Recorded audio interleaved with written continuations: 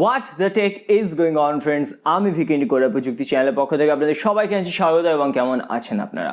এবং গত বছর OnePlus Nord এই স্মার্টফোনটার রিভিউ আমরা করেছিলাম এবং খুব ভালো সাড়া পেয়েছিলাম আপনাদের থেকে, তো thank you so much for that.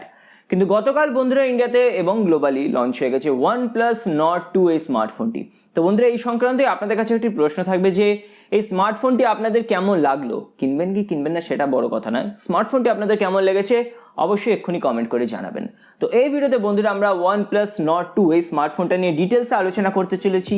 এখানে কি কি স্পেক্স আপনারা পাবেন, এর দাম কত রাখা হয়েছে, বাংলাদেশে যদি লঞ্চ হয় তাহলে কত দামে লঞ্চ হতে পারে এবং কম্পিটিশনের এগেনস্টে এই স্মার্টফোনটা কেমন ফেয়ার করছে, সব কিছু বলবো। কিন্তু তার আগে বন্ধুরা ছোট্ট অনুরোধ, যদি চ্যানেলে নতুন এসে থাকেন তাহলে একটা জিনিস বন্ধুরা খুবই দরকারি, যে সাবস্ক্রাইব করার পাশে যে বেল আইকন আছে সেটিকেও প্রেস করে দেবেন, তবেই বন্ধুরা একমাত্র আমাদের ভিডিও নোটিফিকেশন আপনাদের স্মার্টফোনে গিয়ে পৌঁছাবে, না হলে আপনারা জীবনে আমাদের ভিডিও খুঁজে পাবেন না। তো আপনাদের প্রত্যেকের উপস্থিতি কিন্তু আমাদের চ্যানেলের জন্য অত্যন্ত প্রয়োজনীয়। তো চলুন ভিডিওতে আগে যাওয়া যাক।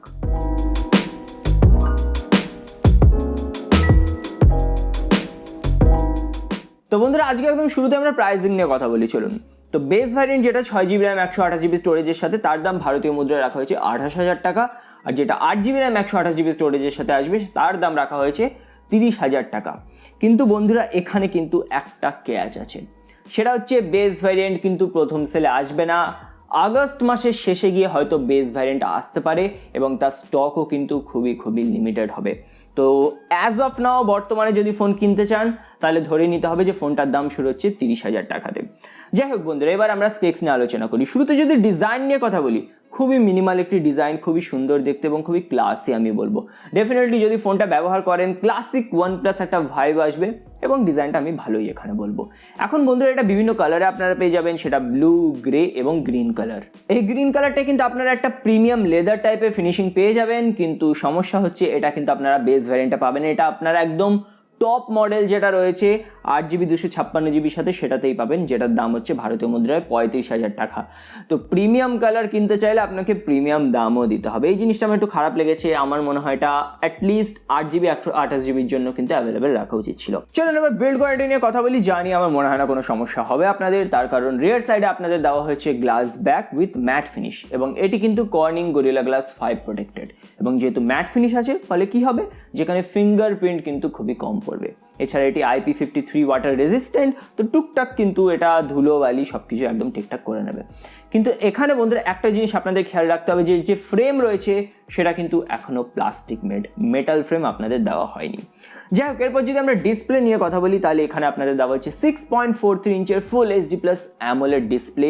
তো ডিসপ্লে সাইজটা খুবই ছোট হতে চলেছে গতবারের মতো এবং খুবই কম্প্যাক্ট হবে, ফলে কি হবে যে এক হাতে বন্ধুরা ব্যবহার করে দুর্দান্ত লাগবে। গত বছর নট ব্যবহার করেছিলাম, এক হাতে ব্যবহার করে বন্ধুরা দুর্দান্ত এক্সপিরিয়েন্স পেয়েছিলাম।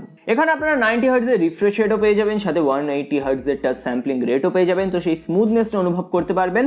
তো ডিসেন্ট ডিসপ্লে আমি বলবো, এই রেঞ্জে ডেফিনেটলি বাকিরা 120 হার্টজ অফার করছে, বাট ঠিক আছে 90 হার্টজ নিয়ে এমন কোনো এখানে সমস্যা নেই। ডিসপ্লে প্রোটেকশন নিয়ে যদি কথা বলি তাহলে এখানেও আপনারা কর্নিং গরিলা গ্লাস 5 দিয়ে প্রোটেকশন পেয়ে যাবেন।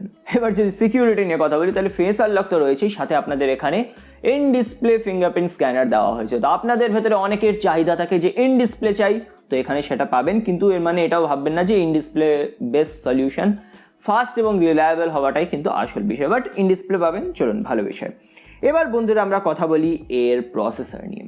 তো এখানে আপনারা পেয়ে যাবেন মিডিয়াটেকের Dimensity 1200 প্রসেসর, যেটা মিডিয়াটেকের তরফ থেকে একটি ফ্ল্যাগশিপ প্রসেসর এবং ডেফিনেটলি নিশ্চিন্ত থাকুন এখানে আপনারা দুর্দান্ত পারফরমেন্স পাবেন, অসাধারণ মাল্টিটাস্কিং হবে এবং গেমিংও এখানে আপনারা খুবই ভালো করতে পারবেন। স্টোরেজ টাইপ হিসেবে দেওয়া হয়েছে UFS 3.1, তো রিডিং রাইটিং স্পিড সব ভালো হবে এবং নিশ্চিন্ত থাকুন বন্ধুরা এই ফোনের কিন্তু পারফরমেন্স খুবই ভালো হতে চলেছে। এখন এই প্রসেসরটা অন্যতম বৈশিষ্ট্য হচ্ছে 5G। তো ইয়েস, এটি কিন্তু একটি 5G সাপোর্টেড স্মার্টফোন এবং বাইরের দেশে অনেকগুলি 5G ব্যান্ডস এনাবেল রয়েছে, কিন্তু ইন্ডিয়াতে আপনারা 6টি 5G ব্যান্ডসের সাপোর্ট পাবেন। বাট আমার মনে হয় না কোনো অসুবিধা হবে, আমার মনে হয় যে ব্যান্ডগুলো যবেই রোল আউট হোক না কেন এই ফোনটা সেগুলোকে কভার করে দেবে। বাই দ্য ওয়ে একটা জিনিস আপনাদের আগে থেকে সাবধান করে রাখি, গতবারের মতো এবারও কিন্তু আপনারা এখানে কোনো রকম SD কার্ড স্লট পাবেন না, হাইব্রিডও নয়, SD কার্ড স্লট পাবেনই না। কিন্তু আমার মনে হয় না সেটা কোনো সমস্যা হবে, তার কারণ বেস ভ্যারিয়েন্টে 128GB স্টোরেজ রয়েছে, তো স্টোরেজ আমার মনে হয় না কোনো ইস্যু হবে। যাই হোক, এরপর আপনাদের দেওয়া হচ্ছে এখানে স্টিরিও স্পিকার্সের সাপোর্ট এবং OnePlus ক্লেম করছে যে খুব ভালোভাবে তারা টিউন করেছে যাতে আপনারা প্রপার স্টিরিও এফেক্ট পান। এছাড়া এখানে আপনাদের এক্স অ্যাক্সিস লিনিয়ার ভাইব্রেশন মোটরও দেওয়া হয়েছে, যাতে কি হয় যে হ্যাপটিক ফিডব্যাকটা খুব ভালোভাবে আসে। গত বছর OnePlus Nordেও কিন্তু হ্যাপটিক ফিডব্যাক খুব ভালো ছিল, তো আমি আশা করছি যে এই বছরও কিন্তু সেটা খুবই ভালো হবে। চলুন এবার ক্যামেরাজ নিয়ে কথা বলি। তো রেয়ার সাইডে আপনাদের দেওয়া হচ্ছে ট্রিপল ক্যামেরা সেটআপ, 50 মেগাপিক্সেলের প্রাইমারি ক্যামেরা যেটা হচ্ছে সোনির লেটেস্ট IMX766 এর সেন্সর, যার ভেতরে OIS এর সাপোর্ট রয়েছে, মানে অপটিক্যাল ইমেজ স্টেবিলাইজেশন। এর ফলে কি হবে যে ভিডিওগুলো মারাত্মক কিন্তু স্মুথ এবং স্টেবল আসবে। এরপরে বন্ধুরা যদি আমরা কথা বলি বাদ বাকি লেন্স নিয়ে, তাহলে একটি 8 মেগাপিক্সেলের আলট্রা ওয়াইড দেওয়া হয়েছে এবং একটি 2 মেগাপিক্সেলের মনো লেন্স দেওয়া হয়েছে। এই জায়গাটা আমার মনে হয় একটু ইম্প্রুভমেন্ট হতে পারত, যাই হোক এই নিয়ে পরে কথা বলছি। ফ্রন্টে আপনারা পেয়ে যাবেন একটি 32 মেগাপিক্সেলের ক্যামেরা, এবং আমি আশা রাখছি যে ফ্রন্টে এবারও আপনারা খুবই ভালো ভিডিও রেকর্ড করতে পারবেন এবং সেলফি তুলতে পারবেন। তার কারণ গত বছর যে OnePlus Nordের রিভিউ করেছিলাম, ফ্রন্ট ক্যামেরার কিন্তু কোয়ালিটি অসাধারণ ছিল। এবার ব্যাটারিটা নিয়ে যদি কথা বলি, তাহলে এখানে একটুখানি কম্প্রোমাইজ হয়ে গেছে। 4500 মিলি অ্যাম্প পাওয়ারের ব্যাটারি পাবেন, যেটা একটু কম আমি বলবো, যদিও 65 ওয়াটের ফাস্ট চার্জার বক্সের ভেতরে আপনারা পেয়ে যাবেন। তো এটি অবশ্যই একটি ভালো ব্যাপার, দুর্দান্ত ফাস্ট, একদম ফাস্ট, তাড়াতাড়ি আপনার ফোন চার্জ হয়ে যাবে। এবার বন্ধুরা আমরা কথা বলি এর OS বা অপারেটিং সিস্টেম নিয়ে। OnePlus এর ফোন মানে কি, একটা কথা আমাদের মাথায় চলে আসে, অক্সিজেন OS এর মতো নাকি কিছুই নেই, যেটা আমি পার্সোনালি মনে করি না, অত্যন্ত ওভাররেটেড OS, পার্সোনাল অপিনিয়ন। এখানেও বন্ধুরা আপনারা অ্যান্ড্রয়েড 11 সাথে অক্সিজেন OS-ই পাবেন, কিন্তু এবার কিন্তু এর সাথে একটুখানি কালার OS, ওপর যে কালার OS আছে সেটার সংমিশ্রণ ঘটেছে, এবং যত দিন যাবে এই সংমিশ্রণটা কিন্তু আরও বেশি স্পষ্ট হতে থাকবে, এবং অক্সিজেন OS-টাও কিন্তু ধীরে ধীরে কালার OS-এর দিকেই যাবে। এখন এর মানে একবারও এই না যে কালার OS বাজে জিনিস, আমি আপনাদের জাস্ট বলে রাখলাম যে এখানে এক্স্যাক্ট যে আপনারা আগে OnePlus-এর অক্সিজেন OS পেতেন সেটা কিন্তু এখানে পাবেন না। যাই হোক বন্ধুরা, এরপর ফাইনালি আমরা কথা বলি ফোনটা কেমন লাগলো আমার এই নিয়ে। দেখুন, আমি বলবো OnePlus-এর তরফ থেকে এটি কিন্তু একটি খুবই ভালো লঞ্চ হয়েছে এবং খুবই ব্যালেন্সড ফোন। গত বছরও নট যেমন ব্যালেন্সড ফোন ছিল, এবছরও কিন্তু এটা খুবই ব্যালেন্সড ফোন হয়েছে। বিল্ড কোয়ালিটি ভালো, ডিসপ্লে আমি ডিসেন্ট বলবো, বেস্ট নয় এই রেঞ্জের, বাট ক্যামেরা, প্রাইমারি ক্যামেরা এবং ফ্রন্ট ক্যামেরা ডেফিনেটলি ভালো হবে। এবং এই ক্যামেরাটা নিয়ে আরেকটু কথা বলি। দেখুন, রেয়ার ক্যামেরা যে প্রাইমারি সেন্সারটা দেওয়া হয়েছে দুর্দান্ত, OIS দেওয়া হয়েছে খুবই ভালো বিষয়, ফ্রন্টে 32 মেগাপিক্সেলের ক্যামেরা দেওয়া হয়েছে, এগুলি ভালো জিনিস, কিন্তু 8 মেগাপিক্সেলের আলট্রা ওয়াইড আর 2 মেগাপিক্সেলের মনো, আমার মনে হয় না এগুলো কোনো সেন্স তৈরি করে এই রেঞ্জে এসে, তো এই জায়গাটা আমার একটু খামতি মনে হয়েছে। এছাড়া বাদ বাকি যদি সব কিছু আমরা দেখি, খুবই একটি ব্যালেন্স স্মার্টফোন। ডেফিনেটলি আপনারা যদি OnePlus ব্র্যান্ডিংয়ের সাথে থাকতে চান, ভালো পারফরমেন্স পেতে চান, ভালো ক্যামেরা পারফরমেন্স পেতে চান, ডেফিনেটলি আপনারা এই ফোনটা কনসিডার করতে পারেন। কিন্তু বন্ধুরা সমস্যা যেটা, সেটা হচ্ছে অ্যাভেলেবিলিটি।